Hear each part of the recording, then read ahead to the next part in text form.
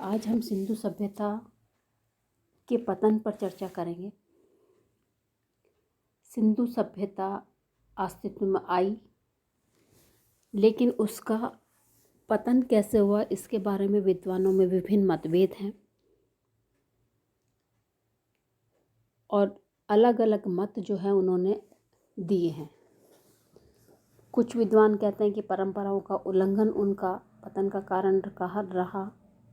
कुछ कहते हैं भाई आक्रमणकारी, कुछ कहते हैं प्राकृतिक प्रकोप, कुछ कहते हैं बाढ़, कुछ कहते हैं भूमि की शुष्कता। तो इन पतन को हम आज चर्चित करेंगे। तो पहला है परंपराओं का उल्लंघन। सिंधु सभ्यता जो है वो कई लेयर में मिली है, स्पेशली 9 परतें जो हैं उसकी मिली हैं। जैसे मोहनजोदड़ो 9 परतों में मिला है, 7 परतें तो उसकी स्पष्ट रूप से परिलक्षित होती हैं। तो इन परतों के आधार पर विद्वानों ने सिंधु सभ्यता को 3 काल में विभाजित किया है: प्राचीन, मध्य और आधुनिक। इनका कहना है कि शुरू के जो 2 काल थे उनमें सिंधु प्रदेश में शासन और व्यवस्था सुचारू रूप से कार्य करती रही, लेकिन तीसरे काल में कुछ कारणों से शासन व्यवस्था जो है वो शिथिल पड़ गई। राजकीय नियमों और परंपराएं जो थी उनका उल्लंघन होने लगा और ये उल्लंघनता उनके जो मकान का निर्माण थे उनमें भी स्पष्ट रूप से देखने को मिलती है। जैसे मकान जो है उनके आकार प्रकार में परिवर्तन हो गया। तो तीसरा काल जो है वो सिंधु सभ्यता का अवनति का काल रहा और ये जो काल था वो उनको पतन की ओर ले गया। एक तो ये मत। दूसरा जो मत है वो ये है कि सिंधु सभ्यता के लोग जो थे वो शांति प्रिय थे। देखिए, सिंधु सभ्यता के जो अवशेष मिले थे, सामग्री मिली थी, उसमें हमें ऐसे औजार नहीं मिले थे जो कि युद्ध में काम में लिए जाएं। उनके औजार मिले भोटे, ऐसे बिल्कुल तीर या तीखी धार वाले नहीं थे जो लड़ाई में काम में लिए जाते हैं। तो ये माना गया है कि सिंधु सभ्यता के लोग शांति प्रिय थे। तो सिंधु सभ्यता के लोग शांति प्रिय थे, तो आर्यों के निरंतर आक्रमण से परेशान होकर ये दक्षिण भारत की ओर चले गए और आक्रमणकारी आर्य जो हैं उन्होंने इनके भवनों और दुर्गों को नष्ट कर दिया। और इस बात का उल्लेख हमें आर्यों के धर्म ग्रंथ ऋग्वेद में भी मिलता है। इसके साथ ही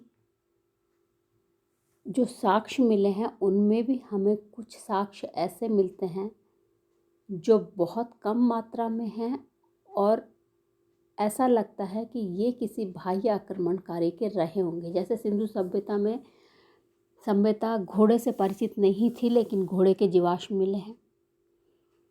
शराब पीने के बर्तन मिले हैं, अंगीठी मिली है। तो ये कुछ ऐसे साक्ष्य हैं जो ये करते हैं कि ये जो है बाह्य आक्रमणकारियों के रहे होंगे। और ये बाह्य आक्रमणकारी कौन माने गए? आर्य। गार्डन चाइल्ड जो है उन्होंने कहा है कि हड़प्पा संस्कृति के अंत के लिए आर्यों के उस पर हावी होने की संभावना लगती है। व्हीलर जो है उन्होंने भी यही माना है कि मोहनजोदड़ो के अंतिम स्तर में स्त्री, पुरुष और बच्चों के कंकाल और उन पर कुछ पैने शस्त्रों के घाव हमें इस ओर ले जाते हैं कि सामूहिक रूप से ये मौत के घाट उतारे गए और ऐसा लगता है कि ये किसी आक्रमणकारी के कारण हुआ हो। तो दूसरा मत जो है वो ये था कि बाह्य आक्रमणकारियों के कारण सिंधु सभ्यता के लोग जो थे वो दक्षिण की ओर प्रसारित हो गए और सिंधु सभ्यता फिर जो है वो समाप्त हो गई। अगला जो मत है वो है प्राकृतिक प्रकोप। डेंस महोदय का कहना है कि सिंधु सभ्यता प्राकृतिक प्रकोप के कारण समाप्त हुई। सिंधु सभ्यता नदी के किनारे थी, समुद्र तट पर इनके हमें बंदरगाह भी मिले हैं।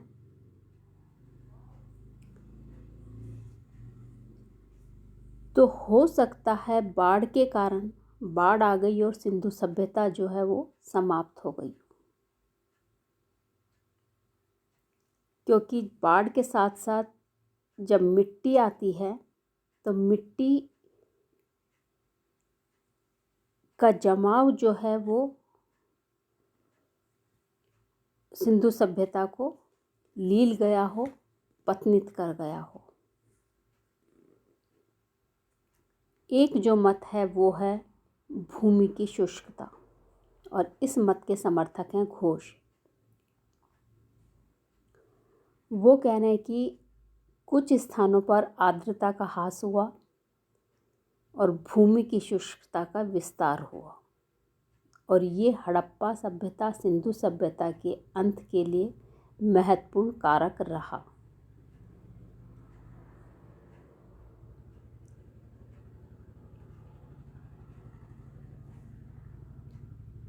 इसके साथ ही एक और मत है कि मानसूनी हवाओं के दिशा परिवर्तन से सिंधु क्षेत्र में वर्षा की कमी होती गई, सूखे की समस्या का सामना करना पड़ा, अन्न का अभाव हुआ जिसने समुदाय को बिखेर दिया और सिंधु सभ्यता का पतन हो गया। कुछ विद्वान ये कहते हैं कि सिंधु सभ्यता के पतन का कारण पेड़ों को काटना रहा, क्योंकि सिंधु सभ्यता में अगर हम ईंटों की बात करें तो हमें ऐसे साक्ष्य मिलते हैं कि लकड़ियाँ बहुतायत मात्रा में जलाई गई। पेड़ों की कमी के कारण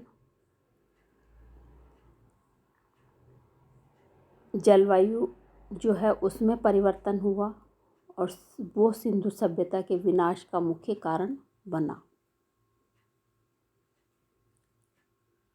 कुछ विद्वान कहते हैं कि संस्कृति के विनाश का कारण जो है वो राज परिवार और राज दरबारों का षड्यंत्र था। ये एक कल्पना की गई है। शासकों की निरंकुशता के विरुद्ध जनता द्वारा विद्रोह की संभावना का भी उल्लेख किया गया, लेकिन ये सही नहीं है। अगर हम प्रैक्टिकल रूप में देखें तो हमें बाह्य आक्रमणकारी या प्राकृतिक प्रकोप ही सिंधु सभ्यता के पतन के लिए उत्तरदायी लगते हैं। और यहाँ आपका सिंधु सभ्यता जो है वो कंप्लीट हो जाता है। अब हम आगे वैदिक संस्कृति पर चर्चा करेंगे।